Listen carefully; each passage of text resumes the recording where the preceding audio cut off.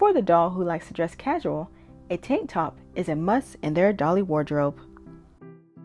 Today, we're making Anna a top using a pattern from this book. There is one piece to cut. Notch the neckline and underarms. Then fold and glue the neckline, underarms, and back opening. Sew along the underarms, neckline, and back opening. Pin and sew the side seams. Iron the seams open. Time to sew the lace to the hem. Pin and sew the back seam. Iron the seam open. Just add your closure and your doll will have a brand new tank top that they'll love to wear.